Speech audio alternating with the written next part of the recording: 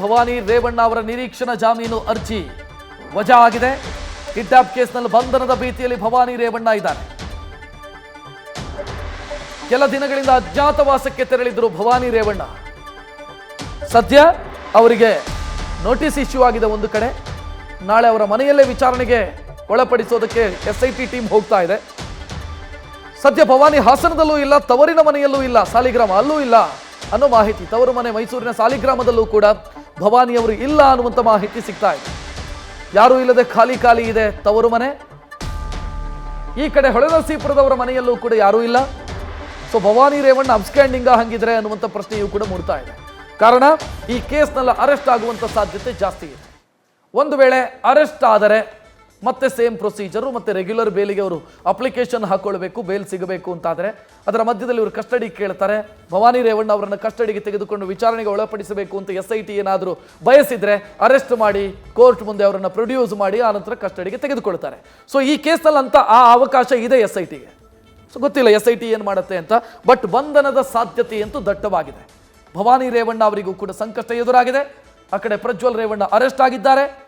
HD Revanna ಅವರ ಪರಿಸ್ಥಿತಿ, ಯಾವಾಗ ನನ್ನ ಬೇಲ್ ಏನಾದರೂ ರದ್ದಾಗಿಬಿಡುತ್ತೋ ಅನ್ನುವಂಥ ಆತಂಕದಲ್ಲಿ ಅವರಿದ್ದಾರೆ.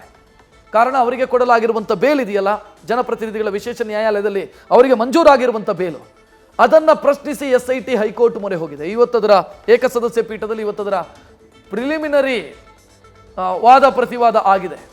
CV ನಾಗೇಶ್ ಅವರು ರೇವಣ್ಣ ಅವರ ಪರವಾಗಿ, SIT ಪರವಾಗಿ ರವಿವರ್ಮ ಕುಮಾರ್ ಅವರು ಹಾಜರಾದರು. ಮತ್ತು ಎರಡೂ ಕೇಸುಗಳನ್ನು ರೇವಣ್ಣ ಅವರು ಸಲ್ಲಿಸಿರುವಂಥ FIR ಸ್ಕ್ವಾಶ್ ಕೇಳಿ ಸಲ್ಲಿಸಿರುವಂಥ ಅರ್ಜಿ ಮತ್ತು SIT ಸಲ್ಲಿಸಿರುವಂಥ ಬೇಲ್ ರಿಜೆಕ್ಷನ್ ಅರ್ಜಿ, ಈ ಎರಡನ್ನ ಕೂಡ ಒಟ್ಟಿಗೆ ವಿಚಾರಣೆ ಮಾಡ್ತೀವಿ ಅಂತ ಸೋಮವಾರಕ್ಕೆ ಅದನ್ನು ವಿಚಾರಣೆಯನ್ನು ಮುಂದೂಡಲಾಗಿದೆ. ಅಲ್ಲಿಗೆ ರೇವಣ್ಣ ಅವರ ಕುಟುಂಬದ 3 ಸದಸ್ಯರು, 4 ಮಂದಿ ಆ ಕುಟುಂಬದ ಸದಸ್ಯರ ಪೈಕಿ 3 ಈಗ ಕಾನೂನು ಸಂಕಷ್ಟವನ್ನು ಎದುರಿಸ್ತಾ ಇದ್ದಾರೆ. ಒಬ್ಬರು ಸೂರಜ್ ರೇವಣ್ಣ ಒಬ್ಬರನ್ನು ಬಿಟ್ಟು ಮತ್ತೆ 3 ಕೂಡ ಕಾನೂನು ಸಂಕಷ್ಟವನ್ನು ಎದುರಿಸ್ತಾ ಇದ್ದಾರೆ.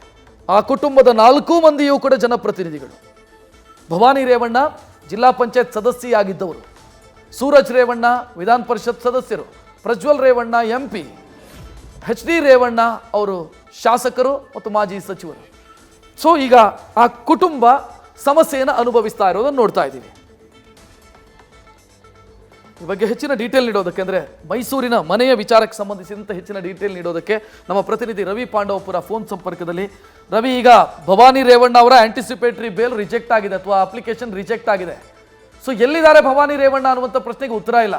ಮೈಸೂರಲ್ಲಿ ಕತೆ ಏನು ಅಂದರೆ ಅವರು ಮೈಸೂರಲ್ಲಿ ಇದ್ದಾರೆ ಅನ್ನುವಂಥ ಮಾಹಿತಿ ಇತ್ತು ಒಂದು ಹಂತದಲ್ಲಿ. ಸದ್ಯ ಏನಾಗ್ತಿದೆ?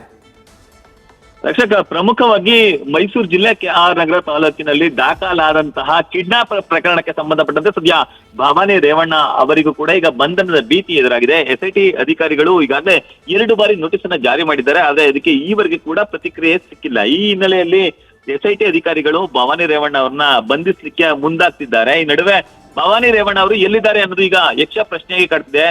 ಕಳೆದ ಒಂದು ವಾರದ ಹಿಂದಷ್ಟೇ ಅವರು KR ನಗರ ತಾಲೂಕಿನ ಸಾಲಿಗ್ರಾಮದಲ್ಲಿರುವಂತಹ ಅವರ ಅಣ್ಣನ ಮನೆ ಪ್ರಕಾಶ್ ಅವರ ಮನೆಗೆ ತೆರಳಿದ್ರು. ಪ್ರಕಾಶ್ ಅವರ ಈಗ ಕಳೆದ 15 ದಿನಗಳಿಂದಷ್ಟೇ ಅವರು ಮೃತಪಟ್ಟಿದ್ರು. ಮೃತಪಟ್ಟ ಬಳಿಕ 3 ಬಾರಿ KR ನಗರದ ಸಾಲಿಗ್ರಾಮಕ್ಕೆ ಬಂದಿದ್ದಂತಹ ಭವಾನಿ ರೇವಣ್ಣ ಅವರು ಕೊಳ್ಳುವಂತಹ ಕೆಲಸಕ್ಕೂ ಕೂಡ ಮುಂದಾಗಿದ್ರು. ಆದ್ರೆ ಅವರ ಮೇಲೂ ಕೂಡ ದೂರು ದಾಖಲಾದ ಬಳಿಕ ಹಾಗೂ SIT ಅಧಿಕಾರಿಗಳು ತಲಾಶ್ ಮಾಡ್ತಿದ್ದಾರೆ ಅಂತ ಹೇಳಿ ಗೊತ್ತಾದ ಬಳಿಕ ಅವರು ಅಲ್ಲಿಂದ ನಾಪತ್ತೆ ಆಗುವಂತ ಕೆಲಸಕ್ಕೆ ಮುಂದಾಗಿದ್ದಾರೆ. ಒಂದೆಡೆ ಹಾಸನದ ಹೊಳೆನರಸೀಪುರದ ಮನೆಯಲ್ಲೂ ಕೂಡ ಅವರಿಲ್ಲ, ಇನ್ನೊಂದೆಡೆ ಸಾಲಿಗ್ರಾಮದ ಅವರ ಅಣ್ಣನ ಮನೆಯಲ್ಲೂ ಕೂಡ ಅವರು ಸದ್ಯಕ್ಕೆ ಲಭ್ಯ ಆಗ್ತಿಲ್ಲ. ಇದೆರಡು ನಡುವೆ ಅವರು ಅವರ ತೋಟದ ಮನೆಯಲ್ಲಿದ್ದಾರೆ, ಹಾಸನದ ಸಮೀಪದಲ್ಲಿರುವಂತಹ ತೋಟದ ಮನೆಯಲ್ಲಿ ಎಂಬ ಮಾತುಗಳು ಈಗ ಕೇಳಿ ಬರ್ತಿದೆ. ಆದ್ರೆ SIT ಅಧಿಕಾರಿಗಳು ಆ ವಿಚಾರವನ್ನ, ಅಂದ್ರೆ ಅವರ ಕಾರ್ ಟ್ರೇಸ್ ಆಗ್ಬೋದು ಅಥವಾ ಇನ್ನಿತರ ವಿಚಾರಗಳನ್ನ ಈಗಷ್ಟೇ ಅವರು ಮಾಡ್ಲಿಕ್ಕೆ ಆರಂಭಿಸಿದ್ದಾರೆ. ಆದ್ರೆ ಮೈಸೂರಿನಲ್ಲಿ ಓಡಾಡ್ಕೊಂಡಿದ್ದಂತಹ ಭವಾನಿ ರೇವಣ್ಣ ಅವರು ಬಂಧನದ ಭೀತಿಯಿಂದಾಗಿ ಈಗ ತಲೆ ಮರೆಸ್ಕೊಂಡಿದ್ದಾರೆ ಎಂಬ ಅಂಶಗಳು ಕೇಳಿ ಬರ್ತಿದೆ. ರಕ್ಷಕ್, ಥ್ಯಾಂಕ್ ಯು ರವಿ ಮಾಹಿತಿಗೆ. ನ್ಯೂಸ್ ಫಸ್ಟ್ ನಿರ್ಭೀತಿಯಿಂದ ನಿಮ್ಮ ಪರವಾಗಿ.